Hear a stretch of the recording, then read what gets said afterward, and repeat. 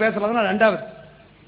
முதல்ல நான் இப்பமே சொல்லிடுறேன், தாவூத் நபி அலைஹிஸ்ஸலாத்து வஸ்ஸலாம் அவர்கள் தன்னுடைய அரண்மனையை மன்னராக இருந்த காரணத்தால் தன்னுடைய அரண்மனையை விரிவுபடுத்துவதற்காக சாதாரண மக்களுடைய எவன் திருப்பி கேட்க முடியாதோ அப்படிப்பட்ட சாதாரண மக்களுடைய நிலங்களை கையகப்படுத்தி இருக்க கூடும். அப்படிப்பட்ட ஒரு தவறு அவர்களிடத்தில் நிகழ்ந்திருக்க கூடும். அதற்காக அல்லாஹ் கண்டித்திருக்க கூடும் அப்படின்னு சொல்லி தர்ஜமால நீங்க எழுதியிருக்கிறீங்களே, இது ஈமானுக்கு வேட்டு வைக்கிற விஷயம் ஒண்ணு. ரெண்டாவது, முன்னால நீங்க திருமறையின் தோற்று வாங்கி எழுதினீங்க, திருக்குரான் விளக்கம் எழுதினீங்க. அதுல என்ன எழுதினீங்க? யா அல்லாஹ், நாளை மறுமையிலே முஹம்மது ஸல்லல்லாஹு அலைஹி வஸல்லம் அவர்கள் ஷஃபாத் செய்வார்களே, அந்த பெருமானார் யாருக்கெல்லாம் ஷஃபாத் செய்வார்களோ அவர்களில் என்னையும் சேர்த்தருள்வாயாக என்று துஆ கேட்கலாம் என்று எழுதினீங்க. இப்ப தர்ஜமாலே அப்படி துஆ கேட்கிறது தவறு அப்படின்னு எழுதுறீங்க. ஷஃபாத்துல ஏற்பட்ட இந்த தடுமாற்றம், இதற்கான ஆதாரங்களோட இந்த இரண்டு விஷயம், நபி சம்பந்தப்பட்ட விஷயம், இந்த ஷஃபாத் சம்பந்தப்பட்ட விஷயம். இன்னும் சொல்றேன், நீங்க இஸ்லாத்தின் பார்வையில் பில்லி சூனியம் அப்படிங்கிற புத்தகத்துல நீங்க எழுதியிருக்கிறீங்க. என்ன எழுதியிருக்கிறீங்க? தெளிவா எழுதியிருக்கிறீங்க. ஆதாரத்தோட குறிப்பிடுறேன். அந்த நூல்ல இருக்கக்கூடிய ஒரு வாசகம், அல்லாஹ்விடத்துல மலக்குகள் கேட்டாங்கன்னு வருது குர்ஆன்ல. என்ன கேட்டாங்க? அவங்களையா படைக்க போறா, ரத்தத்தை ஓட்டுவாங்களே, குழப்பத்தை விளைவிப்பாங்களே அப்படின்னு கேட்டாங்க. நாங்க இருக்கிறோமே அப்படின்னு சொன்னாங்க. இது அல்லாஹ்விட்ட எதிர்த்து பேசினதா, திமிரி பேசினதா? இல்ல, எதிர்த்து பேசினதாக நீங்க எழுதியிருக்கிறீங்க, ஆட்சேபனை பண்ணதாக எழுதியிருக்கிறீங்க. எழுதிட்டு என்ன குறிப்பிட்டிருக்கிறீங்க? ஏன் அப்படி மலக்குமார்கள் சொல்லி இருக்க கூடும் தெரியுமா?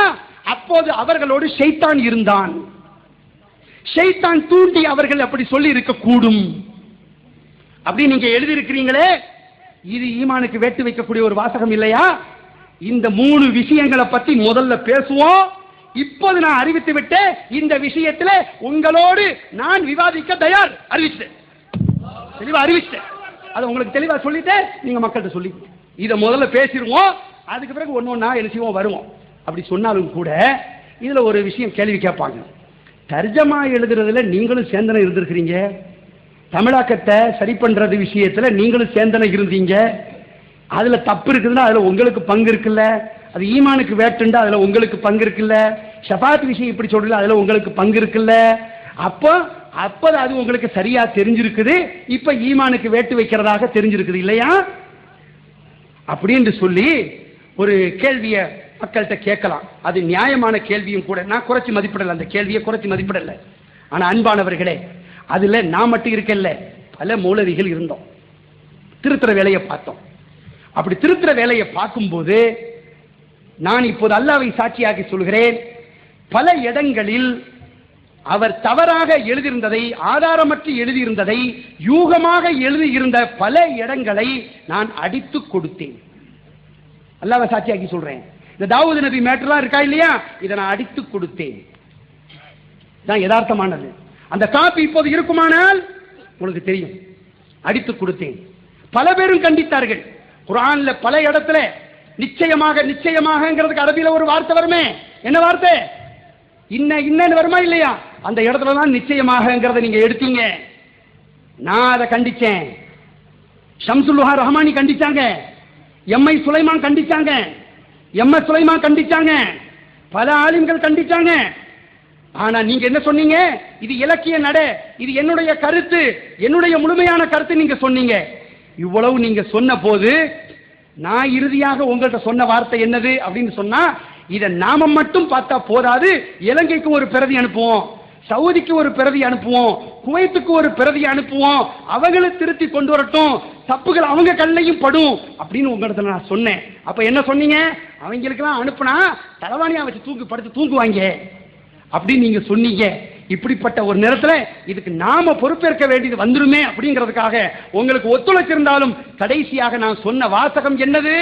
என் பெயரை இதில் நீங்கள் போடக்கூடாது, உங்களுக்கு நான் சொன்ன வாசகம். ஆனா என்ன செஞ்சீங்க? என் பெயரை நீங்க போட்டீங்க. ஆனா இந்த நூல், இந்த தர்ஜமா வெளிவருகிறது எப்போது வெளிவருகிறது? நான் ஜெயிலுக்குள் இருக்கும்போது. நான் நடப்பு, நான் ஜெயில இருக்கும்போது இது வெளியில வருது, நான் வெளியில இருக்கும்போது இது வரல. இதெல்லாம் உங்களுக்கு தெரியும். இப்படிப்பட்ட ஒரு நிகழ்வு. அதனால தான் சகோதரர் பிஜே அவர்களுக்கு நான் கடந்த இந்த மாதம் ஜனவரி 2ஆம் தேதி ஒரு கடிதம் அனுப்பினேன். அன்புள்ள சகோதரர் பி ஜெயினுல் ஆபிதீன் அவர்களுக்கு, சகோதரன் ஹாமித் பக்ரீன், அஸ்ஸலாமு அலைக்கும் வரஹ்மத்துல்லாஹி வபரகாத்து. தாங்கள் மொழிபெயர்த்த திருக்குரான் தர்ஜமாவிலே குரான் சுன்னாவிற்கு மாற்றமான பல தவறான கருத்துக்களும் விளக்கங்களும் கற்பனைகளும் இலக்கண பிழைகளும் நிறைந்திருக்கின்றன. உதாரணமாக நபி தாவூத் அலைஹிஸ்ஸலாம் அவர்கள் அடுத்தவர்களின் நிலத்தை அபகரித்து இருக்கலாம் என்று எந்த ஆதாரமும் இல்லாமல் தன் இஷ்டத்திற்கு விளக்கம் எழுதி கண்ணியத்திற்குரிய தாவூத் நபியை இழிவுபடுத்தியிருக்கிறீர்கள். 4வது பதிப்பு பக்கம் 1279. இது முதல் பதிப்பிலே இருக்குது. இது போன்று பல சம்பவங்களில் தன் இஷ்டத்திற்கு வார்த்தைகளை வளைத்து விளையாடி இருக்கிறீர்கள் என்பதை சில வருடங்களுக்கு முன்பே நான் தங்களிடம் சுட்டிக்காட்டினேன். என்னுடைய எந்த அபிப்பிராயத்தையும் கேட்காமல் உங்கள் சொந்த கருத்தை மட்டுமே எழுதி வந்தீர்கள்.